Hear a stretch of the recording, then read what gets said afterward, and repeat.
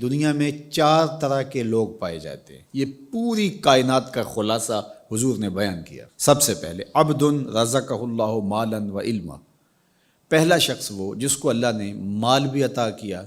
سمجھ بوجھ بھی عطا کی، علم بھی عطا کیا۔ فہو یتقی فیہ ربہ،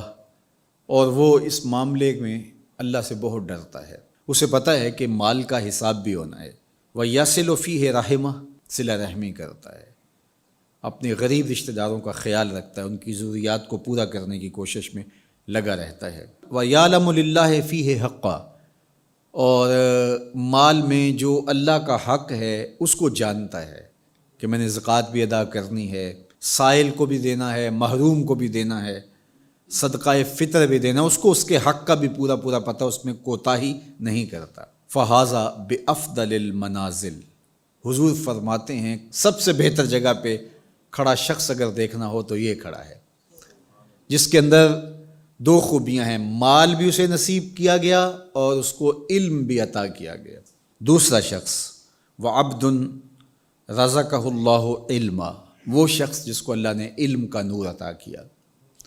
سمجھ بوجھ عطا کی، فہم و ادراک سے مالا مال کیا۔ وَلَمْ يَرْزُقْهُ مَالًا، لیکن مالی حالت اس کی مستحکم نہیں ہے، بہتر نہیں ہے۔ فَهُوَ صَادِقُ النِّيَّةِ، لیکن وہ نیت کا بڑا سچا شخص ہے۔ یقول، وہ کہتا ہے لو ان لی مالا لعملت بعمل فلان، اگر میرے پاس بھی مال ہوتا تو میں بھی فلاں کی طرح اچھے اعمال کرتا، جس طرح اس نے مسجد بنوا دی، اس نے دارالعلوم کھڑا کر دیا، اس نے غریبوں کی مدد کی، تو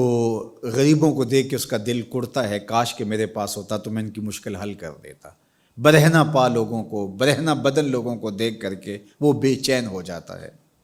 بھوکوں کو دیکھ کر کے اس کے دل میں آگ لگ جاتی ہے، کاش میرے پاس کچھ ہوتا تو میں ان کو بھوکا نہ سونے دیتا۔ وہ سچی نیت کے ساتھ، اگر اس کے پاس ہو تو وہ ایسا کرے، سچی نیت کے ساتھ وہ یہ ارادے رکھتا ہے اور یہ آرزو کرتا ہے، کاش کہ میرے پاس ہوتا تو میں بھی یہ کرتا۔ اللہ کے محبوب علیہ السلام نے ارشاد فرمایا وہ اس مالدار عالم کے درجے پر ہے، فَأَجْرُهُمَا سَوَاءٌ، ان دونوں کا اجر برابر ہے۔ نامہ اعمال کھولیں گے تو دونوں کا اجر ایک جیسا لکھا ہوگا۔ اب تیسرا شخص دیکھیے، وَعَبْدٌ رَزَقَهُ اللَّهُ مَالًا، ایک وہ شخص ہے کہ جس کو اللہ نے مال عطا کیا، وَلَمْ يَرْزُقْهُ عِلْمًا، لیکن اس کو اللہ نے علم کی دولت سے مالا مال نہیں، فَهُوَ يَخْبِطُ فِي مَالِهِ بِغَيْرِ علم، تو اس جہالت کی وجہ سے وہ بہت خرابیاں کر جاتا ہے۔ لا یتقی فیہ ربہ، اور رب سے بھی نہیں ڈرتا، مال کی کثرت نے اس کی آنکھوں پہ پٹی باندھ دی ہے،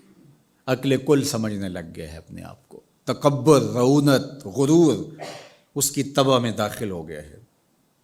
غریبوں کو حقیر سمجھنے لگ گیا ہے۔ ولا یصل فیہ رحمہ، اور صلہ رحمی بھی نہیں کی اس نے۔ ولا یعلم للہ فیہ حقا، اور مال کا جو حق ہے اس کو بھی وہ فراموش کیے ہوئے۔ فہذا باخبث المنازل، میرے حضور فرماتے ہیں یہ سب سے بری جگہ پہ کھڑا ہے، یہ خبیث ترین جگہ کا حامل شخص ہے۔ وعبد لم یرزقہ اللہ مالا ولا علما، چوتھا شخص وہ ہے جس کو مال بھی نہیں دیا گیا اور جس کو علم بھی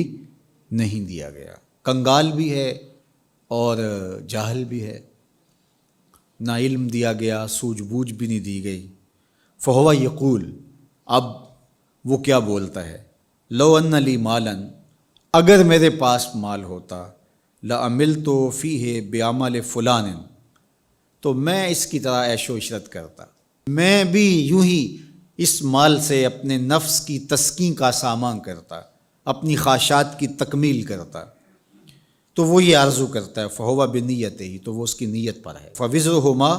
سواء، تو اللہ کے محبوب علیہ الصلوۃ والسلام فرماتے ہیں ان دونوں کا گناہ برابر ہے، یہ کل قیامت کے دن اسی کے ساتھ کھڑا ہوگا۔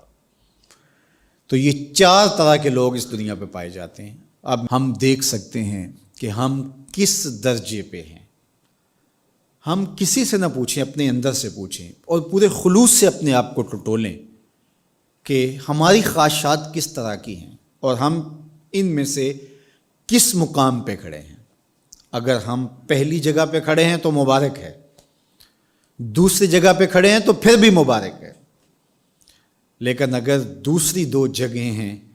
تو پھر فوراً ہٹ جائیے ان جگہوں سے اور اللہ کے حضور دعا مانگیے کہ اللہ ہمیں رزق حلال، رزق وسیع، رزق سہل، رزق مبارک، رزق فراواں عطا کر دے،